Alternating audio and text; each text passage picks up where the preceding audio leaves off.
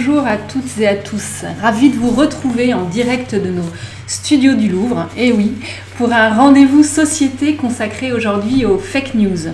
En effet, à l'heure où le gouvernement veut légiférer sur ce sujet, nous, on a voulu en savoir un peu plus sur ce qu'on appelle également la post-vérité, les bullshit et plus largement les théories du complot. Comment est-ce que se positionnent les jeunes face à toutes ces théories? Que et peu doit faire l'école?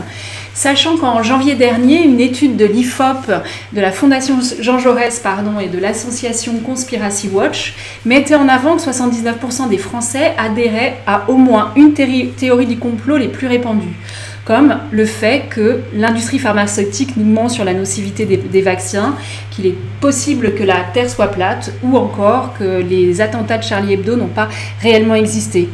Alors pour cela, on a interviewé 4 spécialistes, mais avant de diffuser toutes ces interviews, je vais passer la parole à Karine. Eh bien, bonjour à toutes et à tous. Moi, j'ai vu déjà que Stéphanie nous faisait un petit coucou. Hello Stéphanie. Donc, eh bien oui, maintenant on va vous parler de nos articles, nos derniers articles en ligne, avec ce reportage. On parle Journée internationale contre l'homophobie et la transphobie, on parle Semaine européenne de développement durable, légalisation de l'avortement en Irlande, enfin tout ça des sujets d'actualité pour lesquels l'UNSA Éducation s'engage.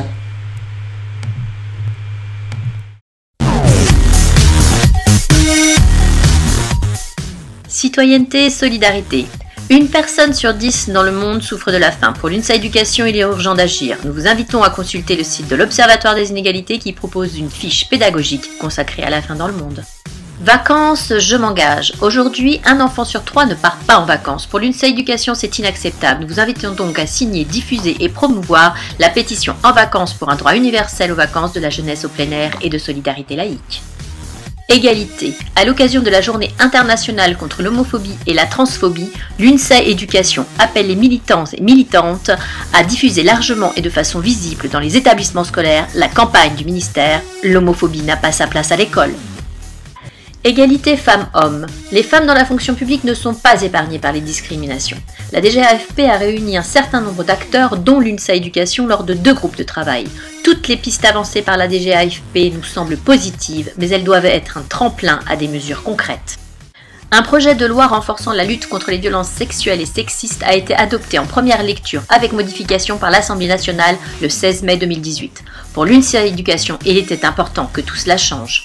Enfin, la légalisation de l'avortement en Irlande. Pour l'UNSA Éducation, l'issue favorable de ce référendum a envoyé un signal fort aux détracteurs de l'avortement en Europe et dans le monde entier. L'UNSA, par un courrier intersyndical, s'est adressé au président de la République pour que la France soutienne le projet de directive européenne sur l'équilibre vie personnelle-vie professionnelle. Faire l'économie aujourd'hui de cette directive semble sans nul doute un mauvais calcul pour demain. Développement durable. Pour l'UNSA Éducation, il est urgent d'agir dans le bon sens. La Semaine européenne du développement durable qui a lieu cette année du 30 mai au 5 juin doit encourager, favoriser et développer les initiatives ou projets qui promeuvent le développement durable dans toutes ses dimensions.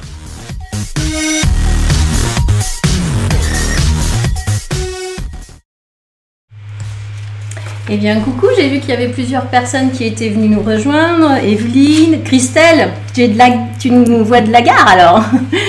Donc, pour commencer sur ce sujet, les fake news, une première interview, Rudi Reichstadt. Pourquoi les jeunes sont-ils plus sensibles aux théories du complot? C'est une des questions que nous avons posées à Rudi Reichstadt. Rudi Reichstadt qui dirige Conspiracy Watch, qui est l'observatoire du conspirationnisme. Il est membre de l'observatoire des radicalités politiques de la Fondation Jean Jaurès et il intervient régulièrement auprès des élèves dans le secondaire sur la prévention du conspirationnisme. Et sans plus attendre, nous passons cette première interview du Rendez-vous Société. Bon, à vous la régie, mais la régie c'est moi. Pouvez-vous nous expliquer en quelques mots ce qu'est le conspirationnisme? Le conspirationnisme, c'est cette attitude qui consiste à attribuer l'origine d'un événement, d'un fait social, d'un phénomène même, peut-être un phénomène climatique, politique, à l'action occulte d'un petit groupe d'individus, dans son intérêt et au détriment du bien public. Voilà. Mais de le faire abusivement, de le faire sans preuve. Et c'est en ça que ça pose problème. Qu'est-ce que Conspiracy Watch et pourquoi avoir créé cet observatoire? Alors, Conspiracy Watch, c'est un site qui a vocation à devenir un service de presse spécialisé sur la double question d'ailleurs du conspirationnisme et du négationnisme, même des négationnismes au sens large, pour documenter ce phénomène qui est croissant, qui traverse toute l'opinion publique française, et pas seulement française d'ailleurs, et qui essaie de faire la généalogie de ces théories du complot, de montrer d'où elles viennent, parce qu'elles ne tombent pas du ciel, et de montrer aussi que derrière ces théories du complot, il y a des théoriciens du complot, il y a des entrepreneurs de politisation complotistes qui ont un agenda politique bien réel, eux, et si vous voulez, d'une certaine manière, c'est de retourner contre la théorie du complot, sa grande question qui est à qui tout cela profite-t-il? Voilà. À qui profite la théorie du complot? Voilà. C'est un peu la question qui est au cœur de l'engagement de Conspiracy Watch. La Fondation Jean Jaurès et Conspiracy Watch ont mené récemment une étude sur le complotisme dans la société. Quels sont vos constats? Écoutez, il y a plusieurs enseignements de cette enquête, qui est la plus ambitieuse jamais réalisée en langue française sur le sujet. Tout d'abord, ça vient confirmer des choses qu'on savait déjà, qui avaient déjà été corroborées par d'autres enquêtes d'opinion, et puis des enquêtes plus qualitatives également, qui est une surreprésentation des opinions extrémistes dans le complotisme. C'est-à-dire que lorsque vous avez tendance à voter, par exemple, aux élections présidentielles pour des candidats à l'extrême droite ou à la gauche radicale, vous avez plus de chances, statistiquement parlant, d'adhérer à un plus grand nombre de théories du complot et d'être dans une vision complotiste du monde et des choses. Et puis, ce qu'on a vu également, c'était une structuration de l'opinion publique française en au moins 3 blocs. Un bloc qui représente à peu près la moitié de l'opinion, qui résiste relativement bien à la séduction du conspirationnisme. Environ un cinquième, 22%, qui pourraient basculer, voilà, qui sont déjà séduits. Et puis ensuite, un bon quart, 25%, qui là sont des complotistes endurcis, c'est-à-dire qui sont vraiment dans une vision complotiste du monde, on nous ment, la vérité est ailleurs, etc. Voilà. Et ça, c'est très intéressant parce que lorsqu'on croise tous les résultats qu'on enregistre dans cette enquête avec les sondés les plus complotistes, on s'aperçoit que lorsqu'on est complotiste, on a plus de chances d'être négationniste, de rejeter les résultats de la science, par exemple d'être créationniste également, de considérer que la Terre et l'homme ont été créés par Dieu il y a moins de 10 000 ans. Voilà. Voilà, tout ça est corrélé en fait. Donc on est vraiment face à un phénomène de croyance majeur. Et puis il y a un autre enseignement, c'est que effectivement les jeunes ont l'air plus poreux, plus perméables à ces choses-là. Là aussi ça vient corroborer ce qu'on savait déjà. Mais que sans doute c'est pas seulement du fait de leur jeunesse, c'est aussi du fait de leurs conditions de socialisation. C'est-à-dire qu'ils ont été socialisés, ils se socialisent politiquement à une époque où ces choses-là ont envahi l'espace public, littéralement, et en particulier Internet, qui est leur source principale, prioritaire d'information désormais. Et donc ça pose des vraies questions pour l'avenir de la démocratie, comment on continue à définir ensemble le bien commun lorsque le débat démocratique, ce n'est plus des opinions qui s'entrechoquent, mais des visions totalement différentes de la réalité. Quand on ne partage plus un même monde commun, c'est quoi un débat démocratique sinon un dialogue de sourds? Pourquoi les jeunes sont-ils plus sensibles aux théories du complot? Et les jeunes sont plus perméables aux théories du complot pour plusieurs raisons. D'abord parce que l'adolescence, c'est l'âge de la transgression et que ça va très bien avec le complotisme, ce qui remet en cause les grandes paroles d'autorité. L'État, le pouvoir politique, la science, les médias. Donc c'est complètement cohérent. Ensuite, parce que c'est une période de sa vie, la jeunesse, où on est en recherche d'identité, qui on est, on essaie de se distinguer des autres, et on sait que ce besoin de se distinguer, que les psychologues sociaux appellent le besoin d'unicité, le besoin de se sentir unique, il va de pair avec une plus grande adhésion aux théories du complot. Parce que ça permet de montrer, vous savez, moi, on ne me la fait pas, j'ai compris le dessous des cartes, etc. Donc il y a sans doute ça qui joue également. Et puis, surtout, les jeunes sont plus exposés que les autres catégories d'âge de la population à ces choses-là parce qu'ils s'informent avant tout sur Internet, beaucoup plus que les autres, beaucoup plus que leurs aînés. Ce qui fait qu'ils sont grosso modo entre 2 et 3 fois plus perméables à la pensée du complot que leurs aînés. On enregistre des chiffres consternants sur l'idée que la Terre puisse être plate et non pas ronde, comme on nous le dit depuis l'école. On a en moyenne 9% de gens qui sont d'accord avec cette idée, 18% chez les 18-24 ans, et chez les plus de 65 ans, on est seulement à 3%, donc 6 fois moins. Oui, donc on a un rapport comme ça qui est très... voilà, qui est majeur, qui est massif. Merci beaucoup, Rudy Röttstadt, et à bientôt. Merci. Et bien voilà, maintenant notre deuxième interview. Il s'agit de Divina Frau-Meigs. Donc Divina Frau-Meigs, elle est professeure à la Sorbonne Nouvelle. Elle est experte aussi auprès de l'UNESCO, spécialiste des médias et des questions de réception et d'usage des technologies de l'information et de la communication. Elle vient juste d'être nommée au groupe d'experts de la Commission européenne sur les fake news. Elle a écrit un ouvrage dernièrement, Politique publique comparée dans l'éducation aux médias et à l'information en Europe. Et elle aborde dans cet ouvrage toutes ces questions-là. Donc on lui a posé une question à Divina, enfin entre autres, plusieurs questions que vous pourrez retrouver après. A-t-on la formation, les ressources et les moyens nécessaires pour enseigner l'EMI à l'école ? Est-ce que vous pouvez nous dire pourquoi c'est si important de former à la culture de l'information ? C'est important parce que la culture de l'information n'est pas ce que l'on croit. Quand on pense information, on pense actualité. On se dit, voilà, donc, il faut former aux médias, éduquer aux médias. Le problème, c'est qu'avec le numérique, l'information s'est enrichie de plusieurs dimensions. Une première dimension qui est ce que j'appelle celle du document. Il y a tous les fichiers que vous avez sur votre bureau, les fichiers Adobe, les fichiers vidéo, les fichiers web. Elle s'est augmentée aussi de la donnée, qu'on appelle aussi l'information. Tout ça, ça crée la société de l'information, qui en fait est composée des 3 cultures, que sont celles de l'actualité, de la donnée et du document. Le document est le plus intéressant, mine de rien, parce que le document, c'est celui qui peut être le plus falsifiable, sans que ça soit détectable.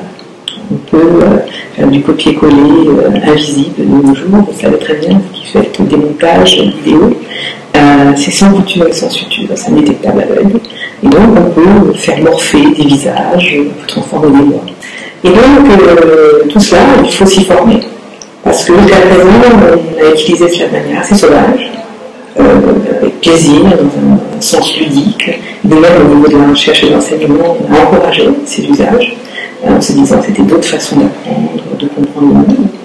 Et on s'est pas rendu compte que se développait en même temps une dimension cachée, une dimension un peu sombre de l'information, qui a toujours existé, mais qui se retrouve maintenant magnifiée, amplifiée.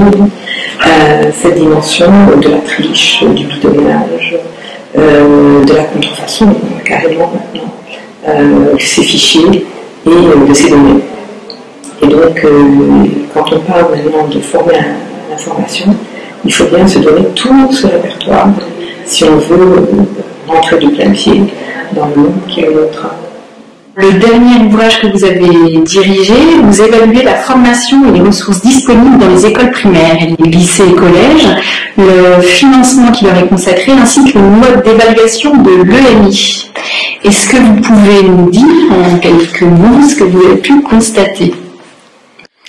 Nous avons eu la chance de faire une recherche européenne avec tout un réseau de chercheurs qui se sont adjoints à un projet de l'AMR Translate gratuitement. On est donc une 60aine de personnes qui ont travaillé, chacun a fait des rapports nationaux. C'est une très belle aventure humaine déjà, c'est ce que je voulais dire. On a voulu travailler sur l'EMI parce que l'éducation aux médias doit s'enrichir de l'information telle que je vous l'ai décrit, c'est-à-dire avec ces 3 dimensions de l'actualité, la donnée, le document, et pour voir comment ça se passait sur un pays. Ce qu'on a découvert, c'est qu'en fait, dans toute l'Europe, on était assez riche en ressources et en formations diverses et variées, mais que ça donne l'impression que ça venait de quelque chose d'harmonisé, de décidé par l'État, d'extrêmement complémentaire à l'école. Et en effet, on s'est rendu compte tout à fait le contraire.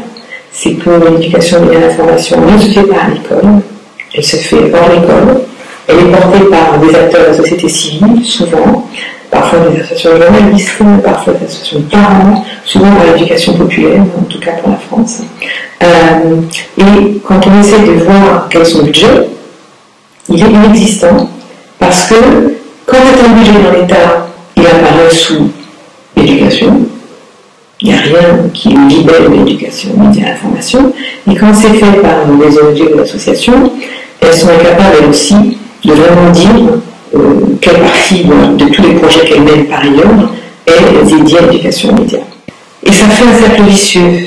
Comme on n'a pas beaucoup d'argent pour l'éducation aux médias, on n'a pas beaucoup d'argent à dédier à l'évaluation. C'est-à-dire, est-ce que c'est efficace? Est-ce que c'est transférable? Est-ce qu'on peut prouver que ça marche? Comme ce n'est pas évalué, on ne peut pas aller taper aux portes des grandes entreprises ou de l'État en disant « Regardez, ça marche, donnez-nous en plus ».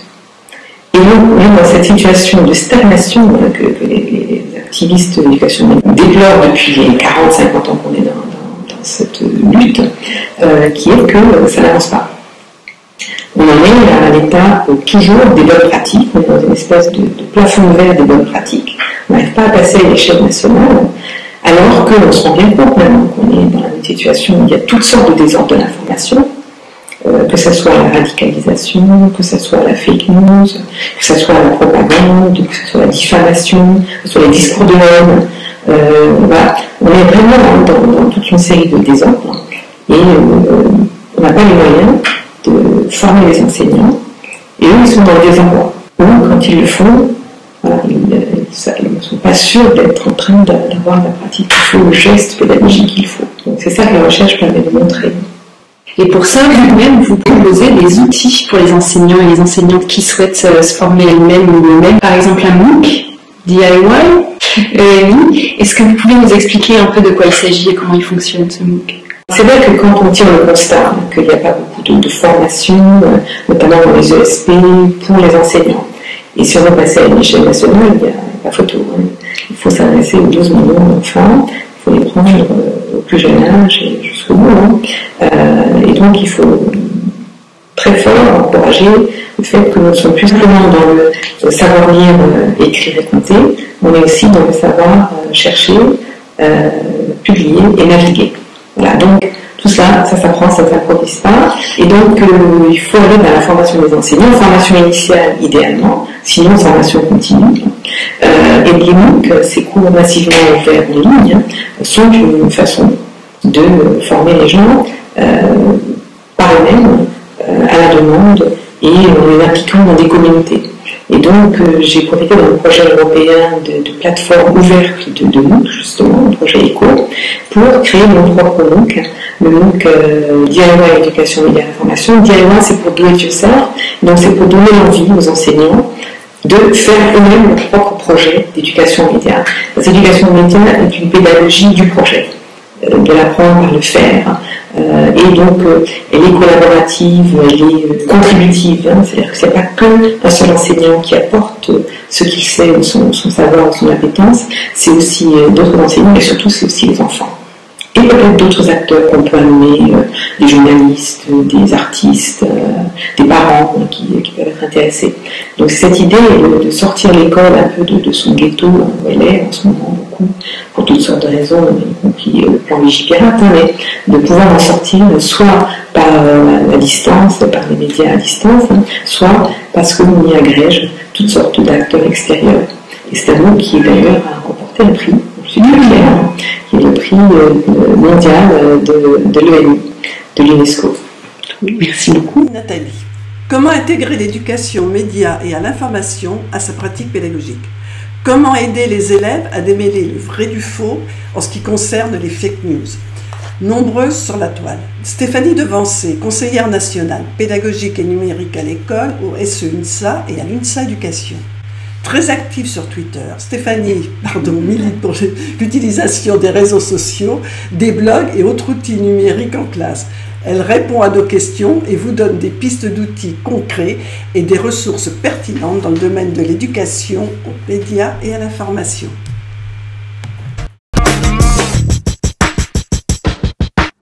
Eh ben, déjà, en le rendant présent au quotidien dans la classe. C'est aussi pour ça que je milite pour l'usage des outils numériques. Alors, pas seulement, évidemment, pour l'EMI, il faut aussi fréquenter la presse, parler de ce que les enfants voient à la télévision, de ce qu'ils entendent éventuellement à la radio, etc.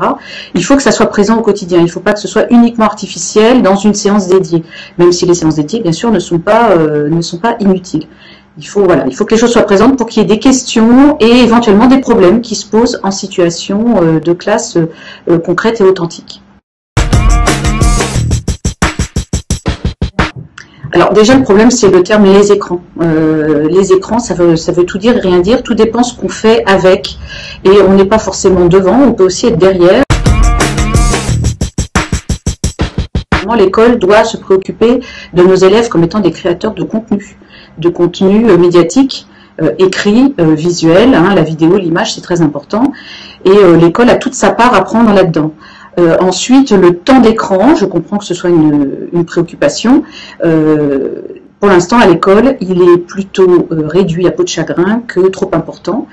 Et ce qui compte, c'est pas le temps passé devant un écran, c'est ce qu'on fait avec et autour de cet écran, et si possible à plusieurs, en réfléchissant et en prenant du recul. C'est ça le rôle de l'école. C'est pas regarder quelque chose pour se distraire comme à la maison ou faire juste un petit jeu. C'est se demander justement qu'est-ce que ces écrans apportent à ce qu'on apprend, à ce qu'on fait au quotidien, et qu'est-ce qu'ils apportent de positif et à quel biais il faut faire attention. Alors, je pense qu'il y a une erreur à éviter absolument, c'est d'expliquer aux élèves ce qu'ils doivent penser de telle ou telle nouvelle. Pour moi, c'est la pire des choses et il faut absolument l'éviter. Par contre, se saisir, pareil, à l'occasion d'une séquence ou d'une conversation qu'on entend dans les rangs, il se passe beaucoup de choses, beaucoup de conversations intéressantes dans les rangs ou dans la cour, s'emparer d'une question que se pose un élève et dire « Ah, mais c'est intéressant ce que tu dis là, comment tu le sais, est-ce que tu peux nous en parler ?» Et puis l'amener à étayer son avis, à chercher à le confirmer ou à l'infirmer. Et ce qui est important, c'est ce que l'enfant va découvrir, bien sûr accompagné et guidé par l'enseignant et par les autres enfants qui vont peut-être penser les choses différemment. Et c'est vraiment la démarche qui est importante. Et pas la maîtresse a dit que comme cet article-là était dans le Monde, c'était sûr, et que cet article-là était sur un blog, donc l'information n'est pas bonne. C'est un des éléments de savoir d'où ça vient, qui l'a écrit et pourquoi, mais ce n'est pas le seul élément à mettre en avant, et en tout cas c'est à l'enfant de déterminer par lui-même à un moment donné les sources plus fiables que d'autres, et pas à l'enseignant de dire à l'élève quoi penser, parce que si on fait ça, eh bien on fait le lit des théories du complot. Alors pour moi, la meilleure ressource qui est disponible en ligne actuellement, c'est une série de vidéos de Rosemarie Farinella qui s'est formée d'ailleurs avec le MOOC de Divina Fromeg sur l'éducation aux médias et à l'information, que vous trouverez très facilement sur la chaîne YouTube Hygiène Mentale. Il y a une série de 4 vidéos qui s'appellent EMI 1, 2, 3 et 4, où on voit vraiment des situations de classe en CM2, mais c'est complètement adaptable à des élèves un peu plus jeunes ou plus âgés, avec du décryptage d'images, du décryptage d'informations fait par les enfants. C'est intelligent et c'est concret, et ça donne des outils à un enseignant qui veut mener ce genre de séance dans la classe. Merci beaucoup Stéphanie. De rien. Et à très bientôt. Au revoir. Et donc pour compléter les propos de Stéphanie, on voulait vous proposer une autre ressource, donc cet ouvrage qui est le 24e tome de la petite BDthèque des savoirs, qui est en quelque sorte le que sais-je en BD. Et cette fois-ci, il est consacré aux notions de crédulité et de rumeur, donc au travers d'un dialogue entre deux ados. Alors des sujets vifs, comme les attentats du 11 septembre, le vaccin de l'hépatite B et bien d'autres encore sont abordés ici. Donc c'est vraiment une véritable invitation à l'esprit critique que Gérald Brunner, qui est spécialiste de la sociologie cognitive, vous propose en collaboration avec Jean-Paul Krasinski. Donc vraiment un ouvrage qu'on recommande, qui est vraiment très bien fait et qui permet justement d'aborder toutes ces notions en BD. Voilà. Merci. Et donc on va passer maintenant à notre 4e et dernière interview. Donc nous sommes allés interviewer François Allard-Huvert. Donc François Allard-Huvert, il est enseignant-chercheur, lui aussi enseignant-chercheur en communication. cette fois-ci à l'Université de Lorraine. Il travaille au sein du CREM. Le CREM, c'est le Centre de recherche sur les médiations. Et ses travaux portent plus particulièrement sur la question de la transparence face aux controverses, face aux polémiques, toutes ces polémiques qui ont lieu dans l'espace public, et en particulier sur des domaines particuliers qui est celui de l'alimentation et de la santé. En quoi les médias et les réseaux sociaux jouent-ils un rôle essentiel pour les consommateurs en ce qui concerne l'alimentation et la santé? Alors, les médias et essentiellement les réseaux sociaux aujourd'hui ont un rôle important pour ce qui est chercher de l'information. C'est vrai qu'il y a toujours eu des médias généralistes ou de la presse qui communiquaient de l'information sur ces sujets-là, mais depuis l'apparition d'Internet et plus particulièrement ce qu'on appelle l'Internet conversationnel, les gens ont besoin d'échanges sur des sujets particuliers et ont pu notamment trouver au travers des forums au départ, et puis maintenant sur les blogs et les groupes, par exemple sur certains réseaux sociaux comme Facebook, trouver plus d'informations, plus d'échanges, plus de contacts, et ça permet de faire circuler une information très rapidement. Circuler une information, mais aussi poser des questions et avoir un retour sur des interrogations qu'on peut avoir sur un sujet lié à l'alimentation et à la santé. D'accord. Alors, les consommateurs n'ont jamais été aussi informés sur la qualité et la provenance de leur alimentation.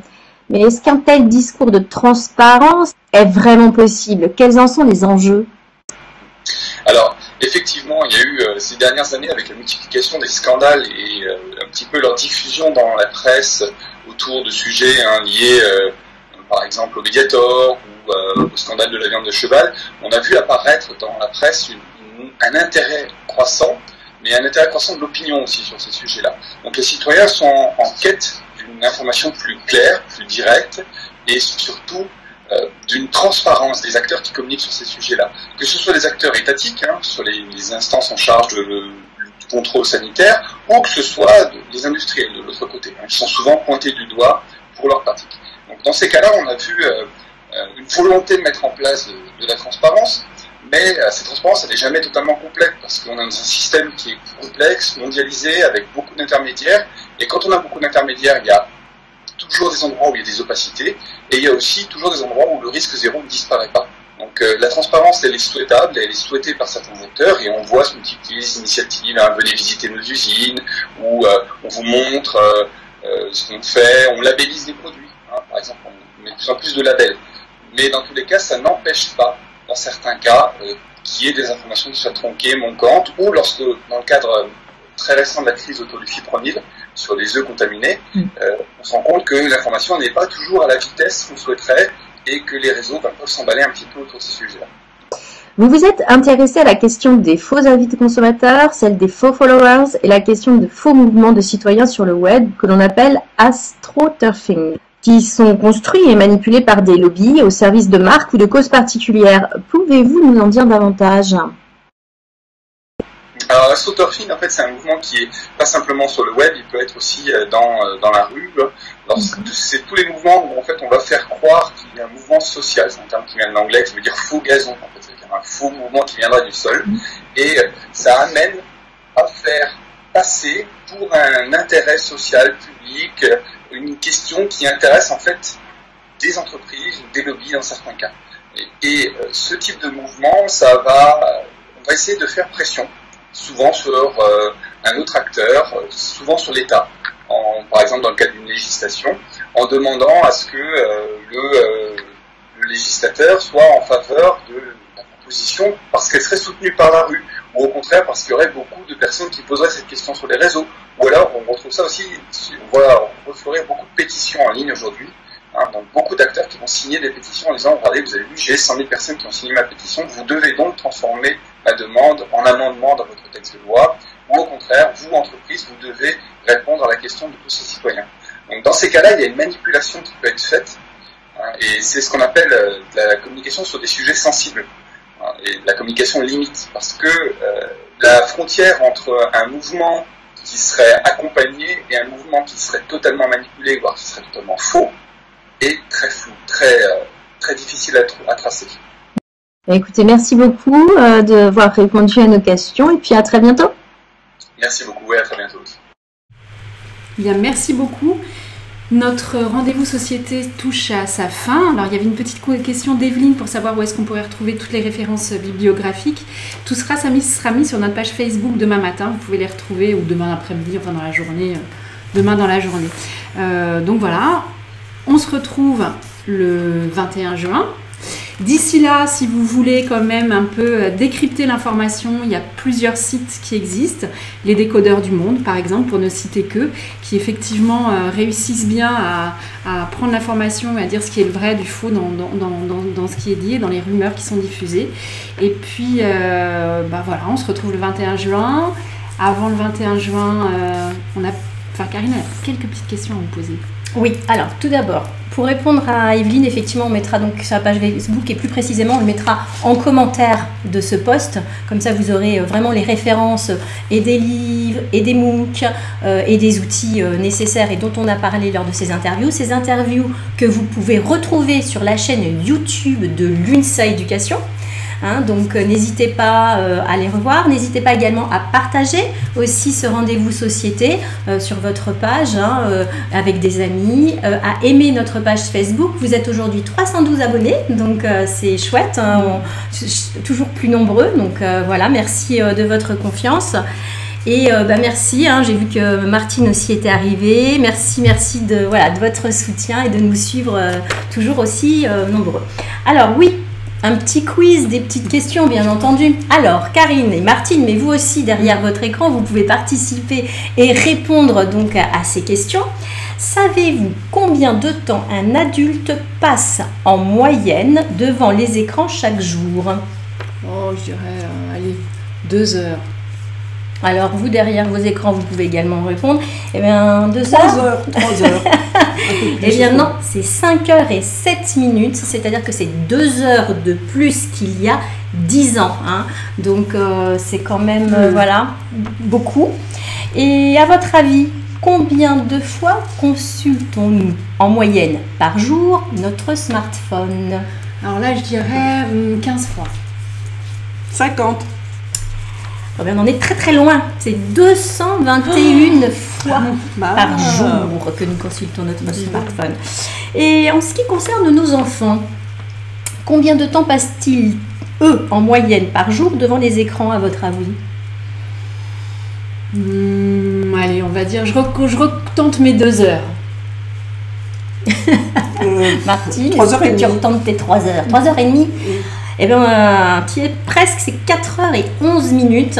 Donc ça, c'est une très forte hausse qui est surtout liée en fait à l'utilisation des tablettes qui se sont beaucoup démocratisées et développées. Et pour terminer, donc voilà des chiffres. Donc en moyenne, là, ça va être sur nos adolescents. Ils passent en moyenne 1600 heures par an devant les écrans, 800 heures devant les enseignants et 54 heures devant les parents. Oui, ça fait peur. Donc tout de suite, là, allez embrasser vos ados, passez du temps avec eux. Voilà, on arrête les écrans, on coupe tout. Mais juste après le rendez-vous société quand même, et après avoir eu les interviews, pas avant.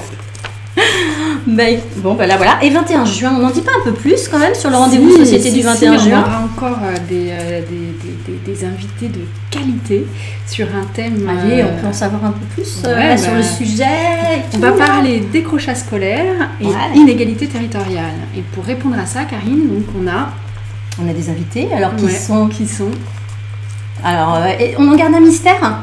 On en garde un ou deux mystères. Alors, nous avons Marco Berti, qui a accepté de répondre à nos questions, donc qui est sociologue, qui a travaillé sur la question. On a aussi Nina Schmidt, qui fait partie de l'Observatoire des inégalités. Et on aura un invité mystère, un ou deux même. Un ou deux, peut-être deux.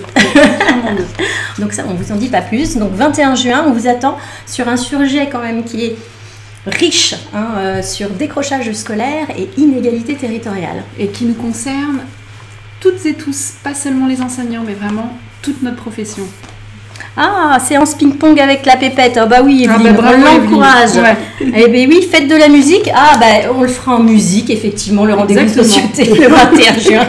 Ouais, Martine, tu as raison. Donc si tu peux amener ta guitare pour nous faire un petit fond sonore, pourquoi pas, ça peut être chouette pour boucler avec un petit jingle. On bouclera ça. Eh bien, on vous remercie. On vous dit au revoir. À bientôt. À bientôt.